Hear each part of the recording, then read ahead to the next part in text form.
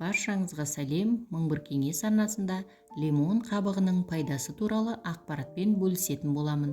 Каналыма тіркеліп, жүрекшені басып, пікір қалдыруды ұмытпаңыз. Мейрамханалар мен дәмханалардағы көптеген мамандар бүкіл лимонды қабығымен пайдаланып тұтынады.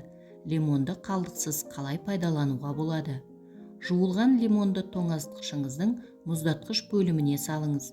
Лимон мұздатылған соң үгіткішті алып, бүкіл лимонды өткізіп тағамдарыңызға себіңіз. Оны көкөніс салаттары, балмұздақ, сорпа, жарма, макарон, спагетти, күріш, суши, балық тағамдары, виски, шарапқа себуге болады. Бұл тізімнің соңы жоқ десе де болады. Лимон туралы айтқанда, ойға бірден оның шырыны мен құрамындағы С дәрумені келеді. Лимон қабығының құрамында оның шырынына қарағанда дәрумендер саны 5 еседен 10 есеге дейін көп. Ал оны білместікпен лақтырып тастап жүрміз. Лимон обыр жасушаларын өлтіретін тамаша өнім. Оның әсері химиотерапиядан 10 мың есе күшті екен. Лимон қосылған шай тұмау тигенде, тыныс алу жолдары қабынғанда өте жақсы көмек береді.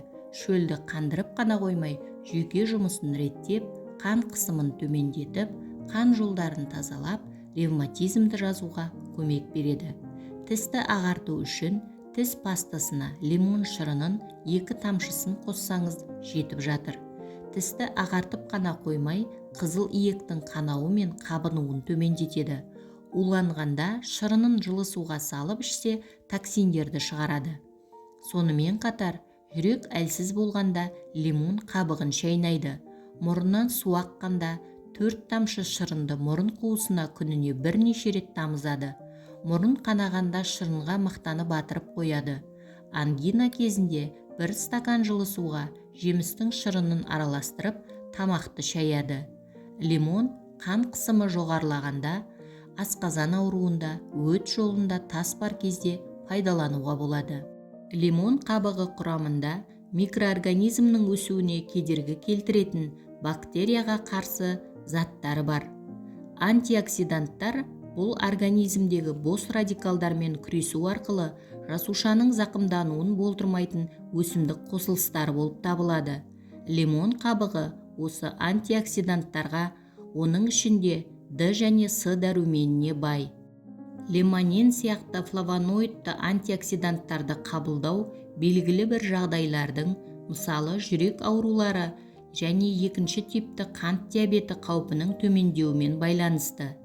Бір пробиркадағы зерттеу лимон қабығының грейпфрут немесе мандарин қабығына қарағанда антиоксиданттық белсенділігі жоғары екенін анықтаған. Сонымен қатар лимон қабығындағы С дәрумені күшті антиоксидант ретінде әрекет етеді және иммундық денсаулықты нығайтады. Лимон қабығы бірнеше микробқа қарсы және антифункционалды қасиеттерге ие болады. Лимон қабығының сығындысы флавоноид пен С дәруменінің арқасында иммундық жүйеңізді нығайтады.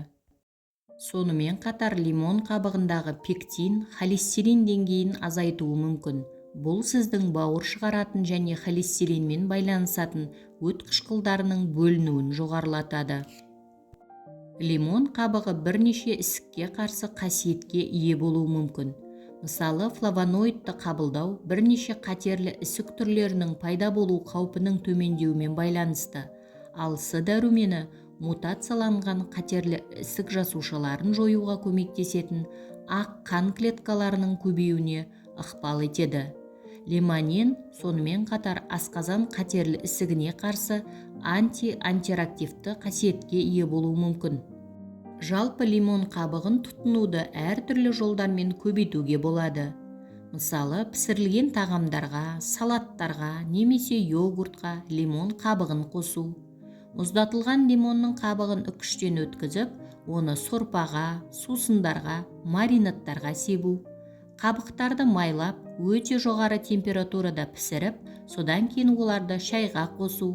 Құрғақ қабықтарды майдалап, оларды үйде дайындалған тұздық үшін тұз бен бұрышпен араластыру. Ыстық шайға немесе сүйікті коктейліңізге жаңа қабығын қосу. Көптеген адамдар лимон қабығында целлюлозадан гөрі пайдалы микроэлементтер мен витаминдер бар екенін білмейді. Сіз қабықты аспаздық, косметология және күнделікті өмірде қолдана аласыз. Лимон қабығының пайдасы орасан зор.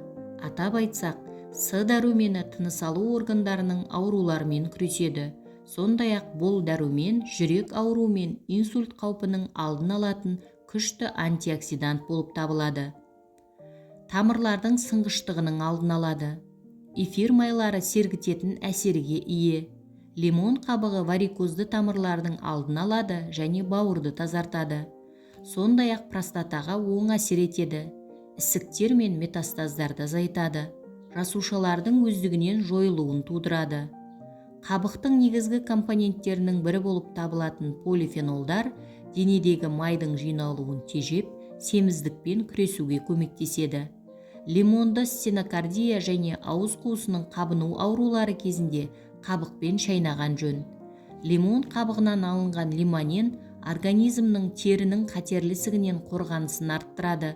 Бай қабығы қандағы қанттың оңтайлы деңгейін сақтауға көмектеседі. Қабық косметологияда тері ауруларын емдеу үшін қолданылады. Лимон қабығының тұнбасы, құсу, подагра ауруы, өткір ревматизммен күреседі. Сонымен қатар тәбетті арттырады. Лимон қабығын шектеу және сақтық шараларына тоқталатын болсақ, асқазан ішек ауруымен ауыратындарға ұсынылмайды. Аллергиямен ауыратындар қабығын абайлап қолдануы керек. Бұл өнімді энтерит, жара немесе гастритпен ауыратын адамдарға қолдануға тыйым салынады. Сондай-ақ стоматит, асқынған тонзиллит және фарингит кезінде ұсынылмайды. Бүгінгі пайдалы ақпаратым кәдеңізге жарасын.